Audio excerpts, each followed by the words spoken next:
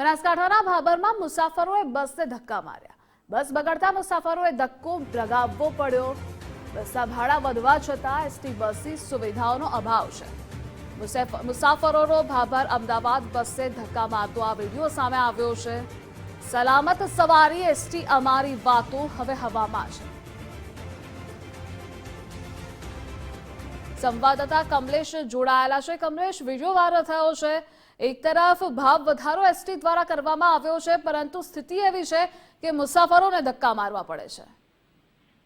જી બિલકુલ, વાત કરવામાં આમ તો મોટા ભાગે કહી શકાય કે લોકો છે તે બસની મુસાફરી કરવાનું પસંદ કરતા હોય છે, કારણ કે મોટા ભાગે લોકો એવું માનતા હોય છે કે બસમાં સવારી કરવી એ સલામત ગણાય છે. તેના માટે લોકો મોટા ભાગે બસની સવારી કરવી પસંદ કરતા હોય છે. પરંતુ કહી શકાય કે ભાભરની અંદર જે મુસાફરો છે તેમને બસને ધક્કા મારવાનો વારો આવ્યો છે. કહી શકાય કે જે રીતે બસમાં જે ભાડું છે તેનો 10% વધારો કરવામાં આવ્યો છે, તો બીજી તરફ મુસાફરોને કહી શકાય કે ધક્કો મારવાનો વારો આવ્યો છે. એટલે મુસાફરોમાં ક્યાંક ને ક્યાંક આ ભાડા વધારાને લઈને અને બસના જે ધક્કા મારવા પડે તેને લઈને નારાજગી જોવા મળી રહી છે.